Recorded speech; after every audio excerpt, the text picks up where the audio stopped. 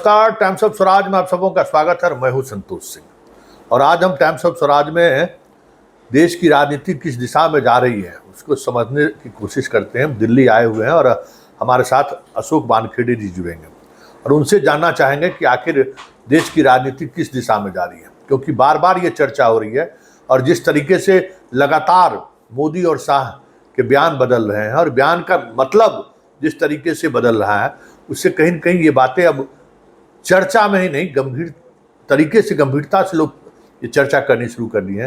क्या वाकई में मोदी के विदाई का वक्त आ गया है? और मोदी अगर जाने का वक्त आ गया है तो क्या कोई और प्रधानमंत्री बनने के रेस में तो नहीं शामिल है? इन तमाम सवालों के साथ हमारे साथ जुड़ रहे हैं अशोक वानखेड़े जी। अशोक वानखेड़े जी किसी परिचय के मोहताज नहीं है।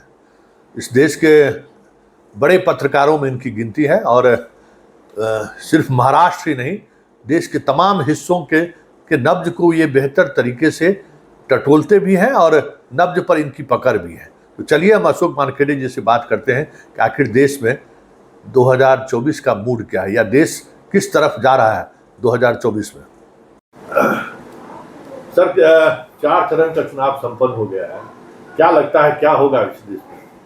देखिए, इस देश में मुझे परिवर्तन कहीं ना कहीं होते हुए दिखाई देता है। मैं खासकर कुछ राज्य ऐसे हैं जैसे कर्नाटक है, महाराष्ट्र है, बिहार है, आपका उत्तर प्रदेश है, बंगाल है। इन राज्यों से ही कुछ नतीजे निकलने आए हैं। बाकी राज्यों में मैं ज़्यादा अपेक्षा नहीं रखता। जो काउबेल्ट कहते हैं, जो बीजेपी का गढ़ है, खासकर छत्तीसगढ़, मध्य प्रदेश, राजस्थान, यहाँ पिछली बार उन्होंने क्लीन स्वीप किया। यहाँ 4-4, 5-5 का भी लॉस हुआ। तो कहने के लिए तो 25 सीटें बीजेपी की राजस्थान में थी, अब 20 रह गई, तो 5 बहुत छोटा लॉस दिखता है। तो मैं इन तीनों राज्यों को मिलके यदि मैं 10-12 सीट भी लॉस मानूं, वो 12 का गड्ढा कहाँ से भरेंगे, ये बड़ा प्रॉब्लम है। क्योंकि यूपीए या कांग्रेस के लिए एक एडवांटेज ये था कि जब नॉर्थ में मार खाते तो दक्षिण भारत में बचते, दक्षिण भारत से कुछ आ जाती तो वहाँ मार खाते तो नॉर्थ में कुछ आ जाता। ये सिर्फ नॉन नॉर्थ साउथ पार्टियाँ हैं बीजेपी, और इन्होंने कर्नाटक में जाने का प्रयास किया। कर्नाटक में इनकी सरकार चल रही थी अच्छी, और कर्नाटक का अच्छा इनका गढ़ बन गया था। लेकिन फिर वहीं लोकल लोगों को आप निगलेक्ट करोगे, क्षेत्रीय क्षेत्रपों को आप बेइज्जत करोगे, तो फिर कर्नाटक ने रिएक्ट किया, जो 60 पे आ गए। इस बार लोकसभा में भी कर्नाटक में रिवर्स होगा। जितनी पिछले कांग्रेस को मिली थी इस बार इनको मिलेगी, और जितनी इनको मिली थी वो कांग्रेस को मिलेगी। क्योंकि कांग्रेस ने सत्ता में आने के बाद अपनी 5 गारंटियाँ पूरी की हैं, और वहाँ कांग्रेस जो डिवाइडेड हाउस थी वो एक होके लोकसभा में लगी हुई है। और डीके शिव कुमार यकीनन कर्नाटक में अमित शाह से ज़्यादा स्मार्ट साबित हो रहे हैं। वही तेलंगाना में है, तेलंगाना में इनकी सरकार है, इन्होंने गारंटी दी। और तेलंगाना में बीआरएस वर्सेस कांग्रेस है, बीजेपी वहाँ कहीं दिखती नहीं। उन्होंने आंध्र प्रदेश में ज़रूर टीडीपी के साथ गठबंधन किया, 6 सीटें दी, उसमें से 2 सीटें टीडीपी के भरोसे आई, तो वो मुझे गेन होता हुआ दिखाई देता। बीजेपी को पहला गेन होगा, जो 2 सीटें उनको शायद मिलेगी आंध्र प्रदेश में, वो उनका गेन है। बाकी आप ऊपर आ जाइए, मैंने बोला छत्तीसगढ़ में 1 सीट का लॉस है, मध्य प्रदेश में 3-4 सीट का लॉस है, आप 6-7 सीट का लॉस राजस्थान में बताते हैं। गुजरात में पूरा का पूरा दे रहा हूँ। पंजाब इनके पास कभी था नहीं, 1-2 सीटें थी, वो वापस भी आ गई, तो बाहर नहीं। आप दिल्ली आ जाइए, दिल्ली में इनके पास पूरी सीटें थी, उसमें से 1-2 भी छिटक जाई तो लॉस है। आप हिमाचल पूरा ले लीजिए, आप उत्तराखंड पूरा ले लीजिए, आप आसाम भी पूरा ले लीजिए। अब आपके पास वक्त बचता है बंगाल। बंगाल में आपके पास 18 सीटें थी, आपका टारगेट है कि बंगाल इस बार 30-35 सीटें आएगी, लेकिन 18 की वो 15 होगी, तो 3 का झटका वहाँ पे भी है। बिहार में आपके पास सीटें थी जब जनता दल यूनाइटेड के साथ थे, फिर बीच में बहुत पानी बहा गंगा में, ये इधर गए वो उधर वापस आ गए। कुल मिला के इस बार सीट बाय सीट, उम्मीदवार बाय उम्मीदवार लड़ाई चल रही है। परसेप्शन किधर बैठता? सपोज मैं मानूँ बिहार में आपको 2 ही सीटों का लॉस है, जो बीजेपी के पास थी उतनी रहेगी, 2 सीटों का लॉस है। वो भी लॉस कहीं भरता हुआ नज़र नहीं आता है। फिर आप पूरा लॉस भरने के लिए आ जाओगे यूपी में। यूपी में जो हालात हो गए हैं वो इतने बुरे हैं, क्योंकि यूपी में जब 2014 में 72 सीटें थी, 2019 में जब पूरा भारतवर्ष मोदी जी के पीछे खड़ा हो गया पुलवामा के चक्कर में, और मोदी जी को 300 पार दिया, तब यूपी में 9 सीटों का झटका लगा। अब इस बार तब तो 47 सीटें थी विधानसभा में अखिलेश के पास, अब अखिलेश के पास 100 से ज़्यादा सीटें हैं। अखिलेश और कांग्रेस इकट्ठा होकर लड़ रही है। कई समीकरण ऐसे हैं, और केंद्र में अमित शाह का पूरा पार्टी पे और संगठन पे कब्जा होना, और अपने हिसाब से टिकट बांटना, अपने हिसाब से सारी रणनीति तय करना, लोकल क्षेत्रों के भरोसे बाहर के लोगों पे विश्वास रखना, ये सारी बातें इस लोकसभा चुनाव में बीजेपी को बहुत बुरी तरह से परेशान कर रही है। मैं मानता हूं कि ये चुनाव भले ही विपक्ष राहुल गांधी कहे या सारा इंडिया गठबंधन में कहे, कोई भी कहे, इतने साल मैं चुनावी राजनीति देख रहा हूं, ये लोग मोमेंटो नहीं बना पा रहे हैं। इस बार जनता स्वयं परेशान है, महंगाई से परेशान है, बेरोजगारी से, जो बड़े बड़े शहर हैं। कुछ जगह लाभार्थियों का एक वोट बैंक है, लेकिन लाभार्थी कब तक? प्रधानमंत्री का जो बार बार बयान बदलना, अभी आज उन्होंने कहा कि मैं मुसलमान और हिंदू मुसलमान की राजनीति करता ही नहीं, लेकिन आज अमित शाह ने जो नारा दिया कि ये मौलाओं की और मुल्लाओं की सरकार है, तो आप मुसलमान की बात करते हैं। आप अल्पसंख्यकों की जब कहते हो कि ज़्यादा बच्चा पैदा करने वाले घुसपैठिए, अब आप कहते हैं कि मैंने तो हिंदुओं को बोला था। अब भाई, रईस हिंदू से गरीब हिंदू को यदि सोना बांट रहा है कांग्रेस, तो क्या गर्व कर रहा है? क्या मोदी जी गरीब विरोधी है? भाई, कांग्रेस का मैनिफेस्टो वैसा नहीं है, लेकिन वैसा हो भी जाए तो फिर कांग्रेस तो कोई गलत नहीं कर रही है।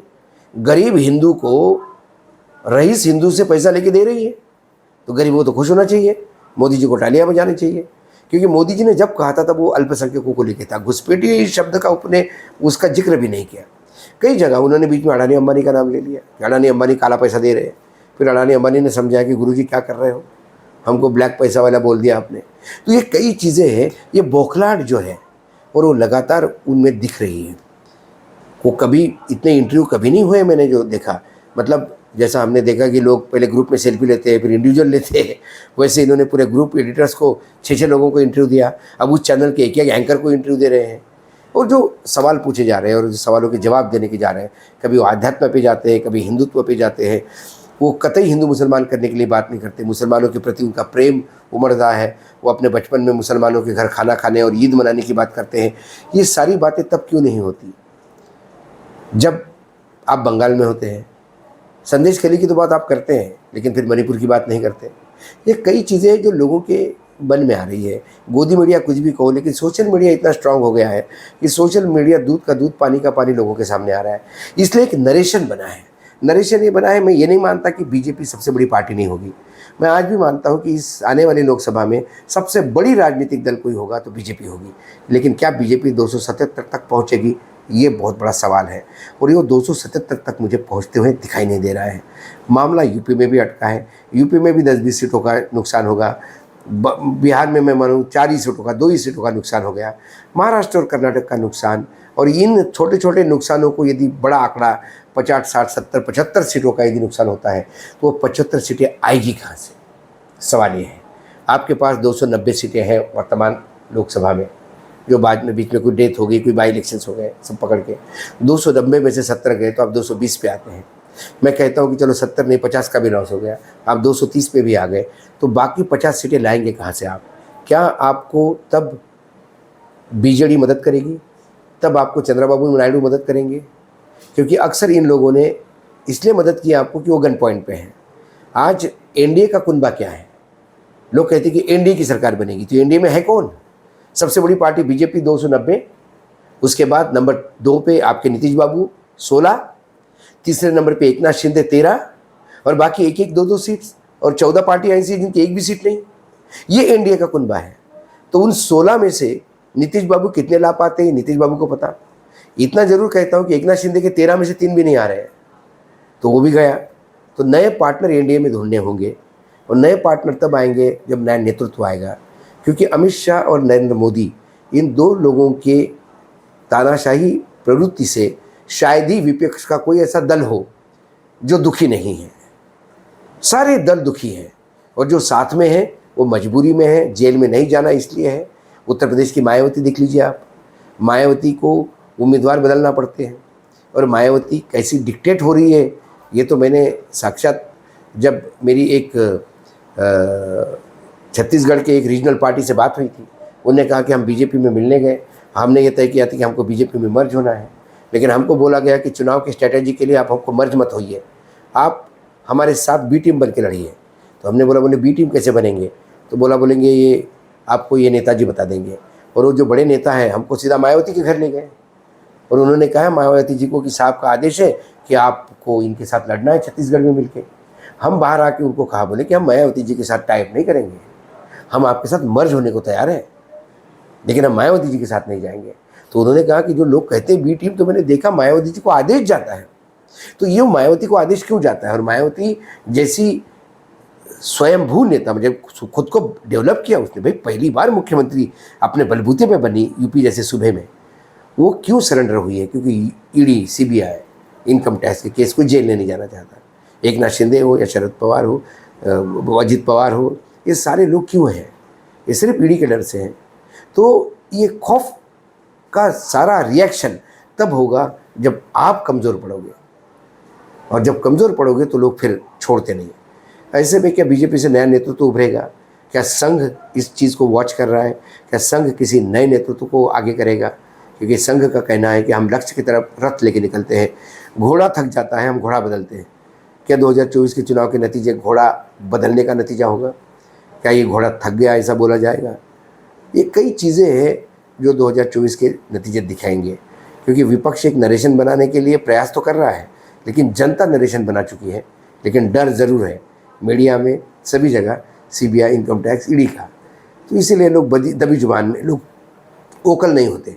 लेकिन गिरता हुआ मतदान ये भी बता देता है कि कहीं ना कहीं बीजेपी का कैडर, बीजेपी के अपने लोग, संघ क्या घर बैठा है या वेट एंड वॉच की पॉलिसी अपना रहा है।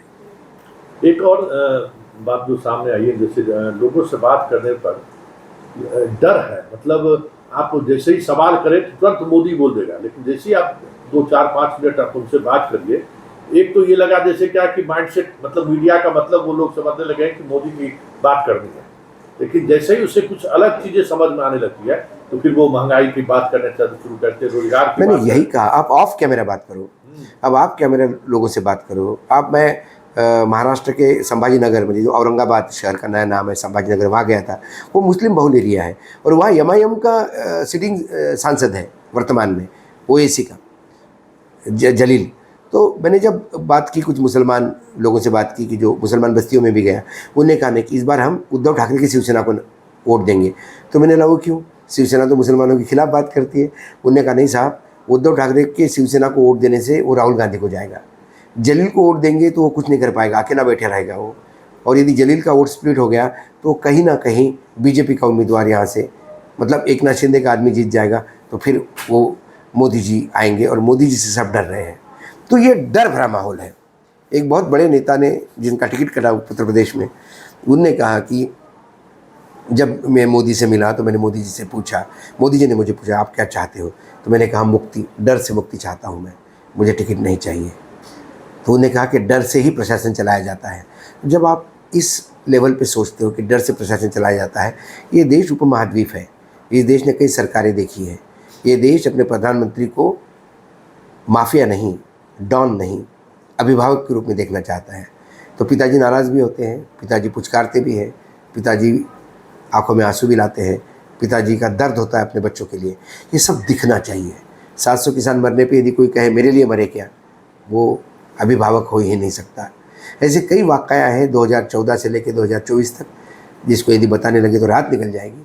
लेकिन कहीं ना कहीं एक ह्यूमन फेस प्रधानमंत्री का वो दिखाई नहीं देता। प्रधानमंत्री सिर्फ न्यूज़ चैनल के कैमरे के सामने वो जब माँ की बात करते हैं, गंगा माँ की बात करते हैं, वो रोते हैं, और फिर लगता है कि नहीं ये इमोशन नहीं है, ये एक्टिंग है। और फिर मैं तो हमेशा कहता हूँ कि प्रधानमंत्री यदि फिल्म इंडस्ट्री में जाते तो शायद दिलीप कुमार भी सोचते ट्रेजेडी किंग वो होते या नरेंद्र मोदी जी।